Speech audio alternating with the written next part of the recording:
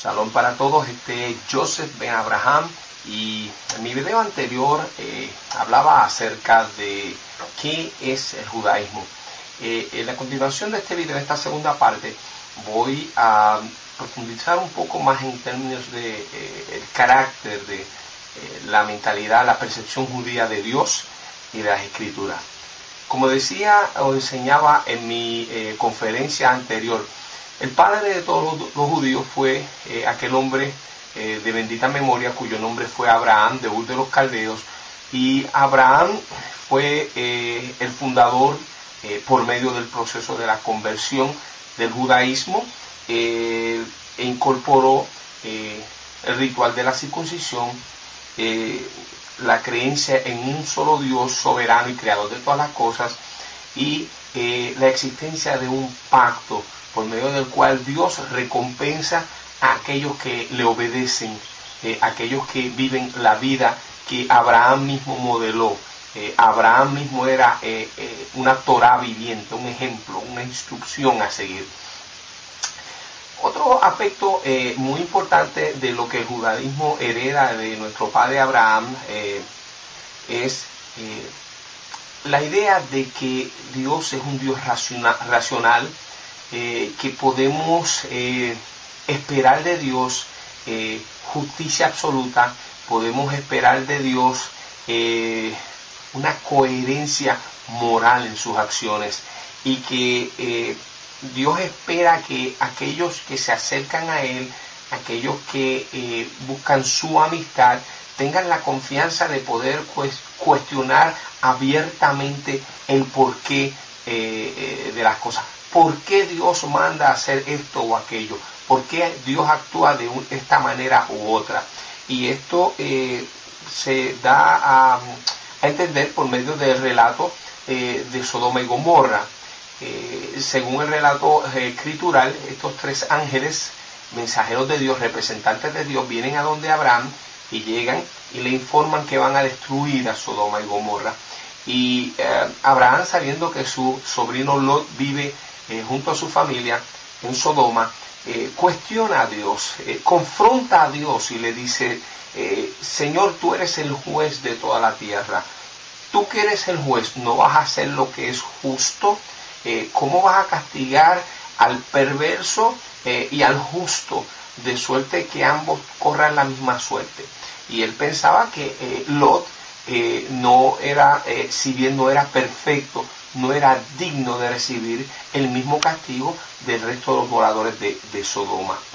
Entonces Dios entra en esa argumentación con Abraham, donde le promete que si hubiese al menos 10 personas justas en la ciudad, Dios perdonaría a toda la ciudad por amor de esas 10 personas.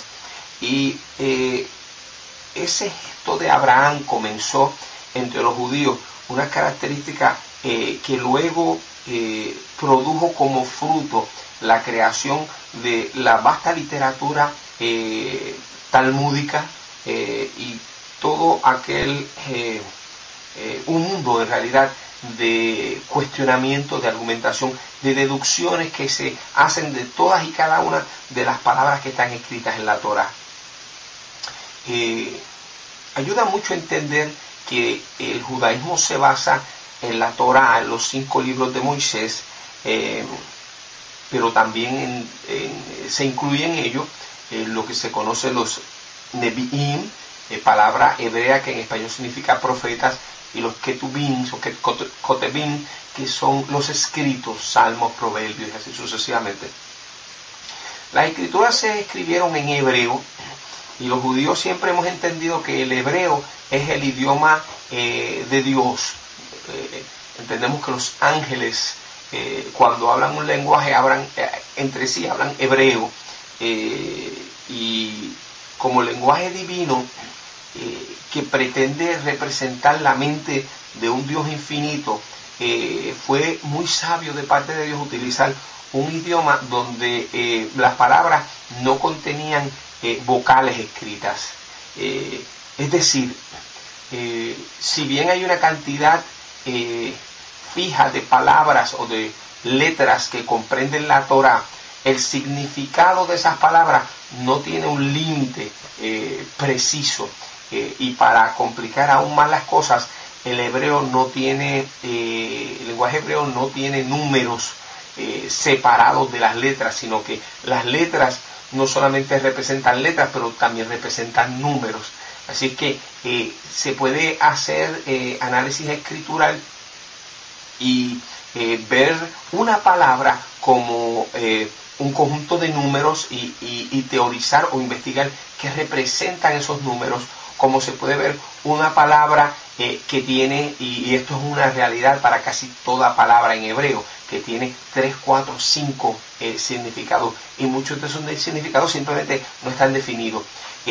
La impresión que otras religiones que usan las escrituras judías, como el cristianismo, obtiene de que las escrituras tienen una interpretación fija, es una ilusión debida a las limitaciones de la traducción que se hace del lenguaje hebreo al lenguaje castellano o al cualquier otro lenguaje. Cuando se traduce, por ejemplo, digamos el texto en Éxodo 15:2, que dice, este es mi Dios y le exaltaré, o este es mi Dios y le haré un santuario. Se Eli vean Behu. Ese texto en hebreo no tiene realmente vocales y se puede válidamente traducir como Se Eli Beani Behu. Significaría, este es mi Dios y seré igual que él.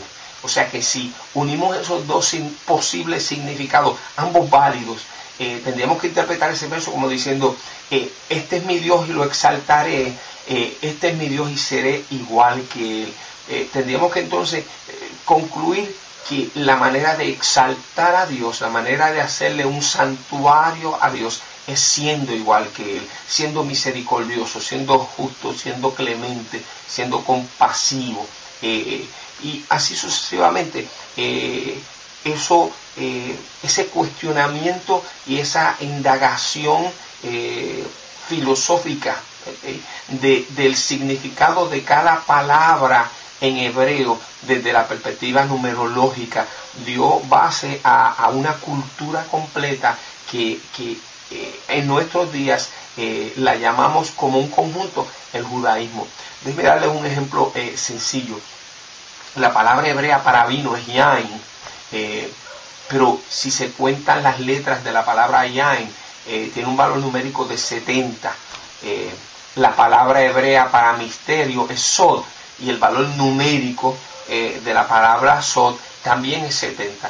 Así que los sabios de Israel, comparando esas dos palabras, entendieron que había un mensaje divino entre líneas, y llegaron a la conclusión de que esto significaba que cuando la persona bebe alcohol, cuando toma vino, salen los secretos que hay en su corazón. O sea que si la persona, el judaísmo en sí no prohíbe el consumo de bebidas alcohólicas, pero advierte que no toda persona está apta para utilizar bebidas alcohólicas si siente que no puede mantener su privacidad, si el consumir alcohol va a hacer que esa persona revele intimidades desfavorables para su personalidad, para su vida, pues no se recomienda que tome alcohol. Si bien en cada servicio religioso, parte del servicio judío consiste en hacer una bendición sobre el vino, una cantidad muy pequeña de vino, y